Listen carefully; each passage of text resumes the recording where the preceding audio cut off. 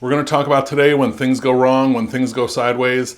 In the last 4 to 5 weeks, I've gotten more calls and emails from people that are unhappy with their agent than I ever remember getting. I'm not happy with my agent for this reason or that reason or whatever. The deal's falling through because of this or that. I've gotten a ton of calls. Actually, before I started recording this video, I got another one of those calls.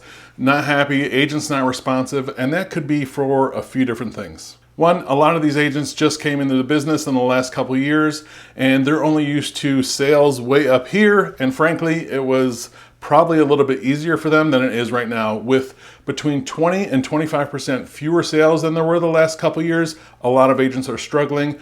Nationwide, we've lost close to 100,000 real estate agents this year. Some people might say that's a good thing, but a lot of them are struggling.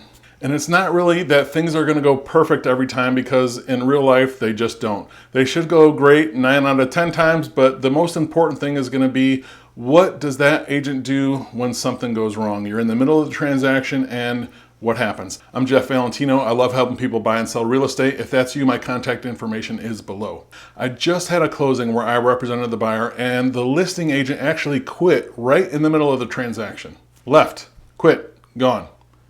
Now, the seller was in his mid or late 80s and unfortunately did not get any direction on what was coming up next, what to do before closing, when you should be out of the house, how you should leave the house. And without going into too many details about the agent that took over or the brokerage in general, I will just say things got kind of nasty. And like I said, it's not that everything goes perfect, but it's going to be what happens when things do go wrong. So rather than me say, hey, sorry, nothing I could do about it, I tried everything I could, here's what I did for that client. I put them up in an Airbnb overnight, and then I had a cleaning crew come the next day and professionally deep clean their house from top to bottom because it was a wreck, let me just tell you.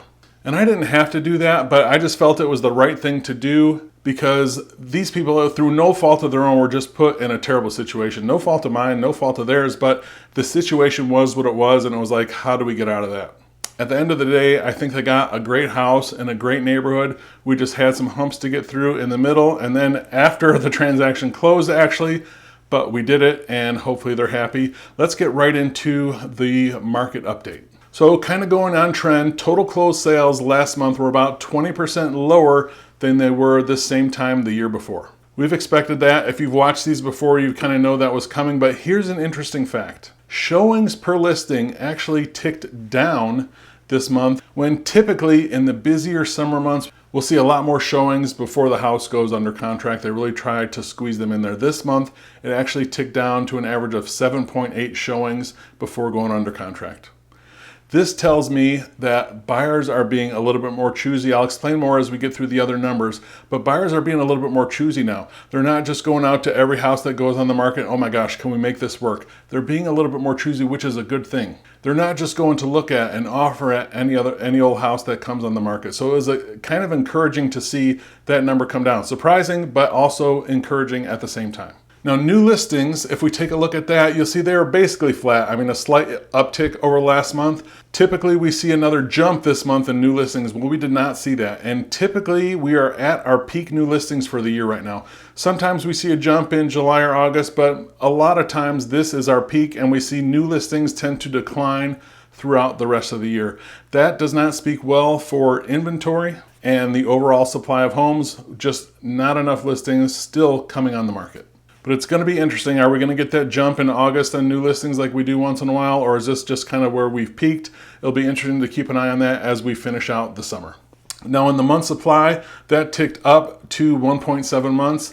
And while it's good, it's increasing. Remember, 6 months is a balanced market. We're nowhere near that. We're still heavily favored sellers. But another interesting fact about this, 1.7 months of inventory, we matched our month's supply of where we were. Remember when I said it was the best time to buy a house was going to be like October, November, December last year? Well, we're about where we were then as far as month supply goes. So that is encouraging that supply is heading back in the right way.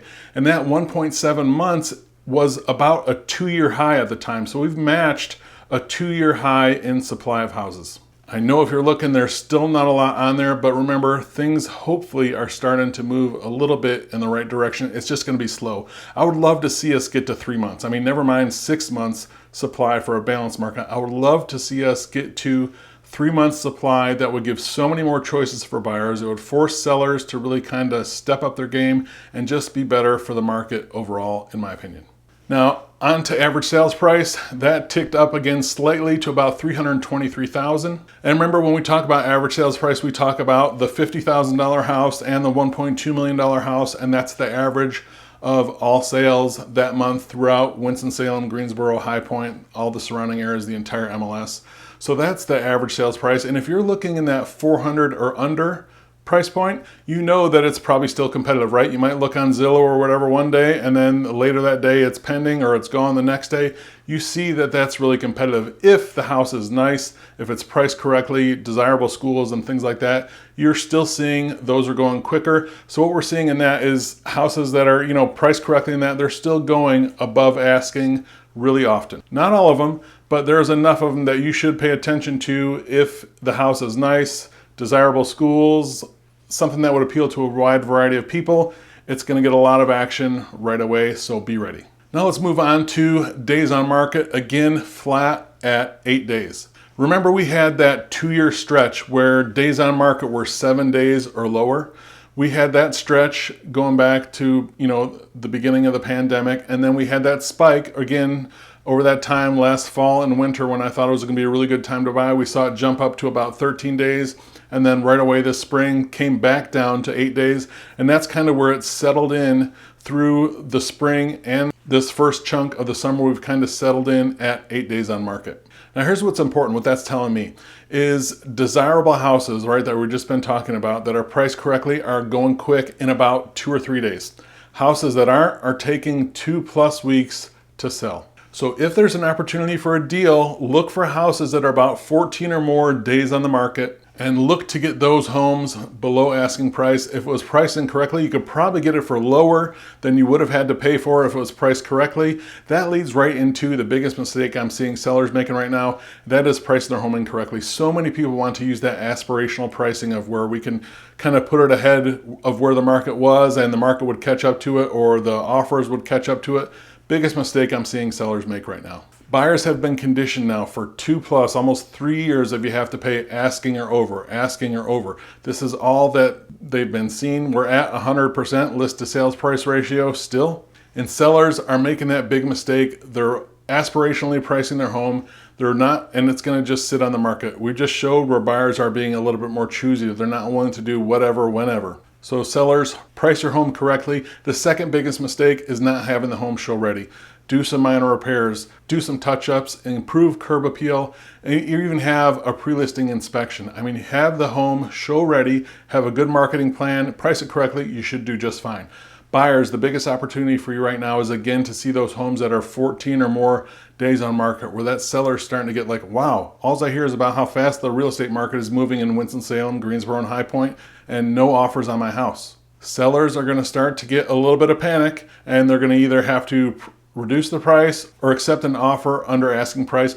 Buyers, this could be an opportunity for you to get the house for less than what you would have had to pay if it was priced correctly in the first place and it would have went over asking.